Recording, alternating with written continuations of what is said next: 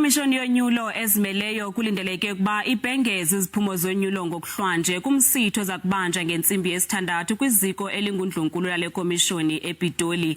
Umongameli Cyril Ramaphosa uza kunika intetho emfutshane njengomongameli wesizwe ngelixa lokubhengezwa kweziphumo. Ngoku masitsi ixata kweli ziko elingundlunkulu leziphumo ePitoli nalapha intatheli yethu Yolisa Njamela ingxange khona. Yolisa, masikwamkele masiziphose kuwindambo kusichazela bakwenzeka ntoni ngokwapha ePitoli.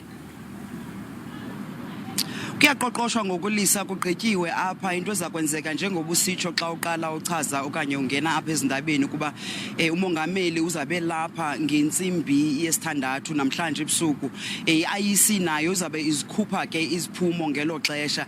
Uyawuthi ke xa ububona mihla le apha kuphithizela political parties abantu abalandeli be-political parties inkokheli zakhona ziseninzi ke ngokwapha njengoba ndithetha nje napha apha emva kwethu uJulius Malima uthetha nentatheli uyacacisa ba umbutho wakhe wenze njani nako lonyulo. Ukhumbula kaloku into ba xa besijonga simbona ehamba elizweni lonke siya kwiprovinces zonke ububona ba abantu abathanda le Red Brigade banitsi kakhulu xa encokola nabo kodwa iziphumo zona ingathi azitsho. For instance uyawubona into ba akho nomnye umasipala abawufumeneyo. Usacacisela ke unondaba uba kwenzeke ntoni na mhlawumbi kufuneka benze ngcono ngexesha elilandelayo kodwa kwangoku manincokole nesithethi se-IFP umkhuleko Hlengwa sive pha kuye bona babenze njani na. Siyabulela uba uncokole nathi tata nenze njani umbutho wakho kolonyulo.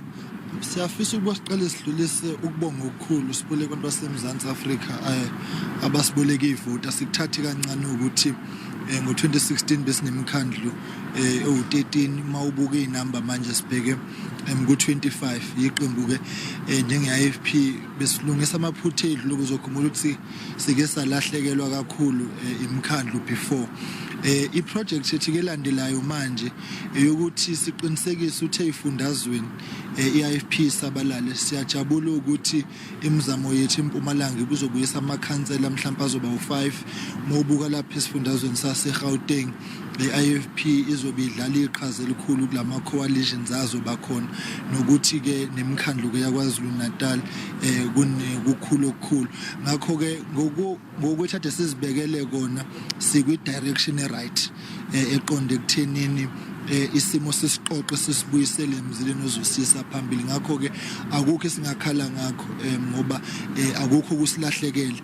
Yonke imkhandle besiyiphethe sibuye nayo sabe sesingeza kuleso sibalo.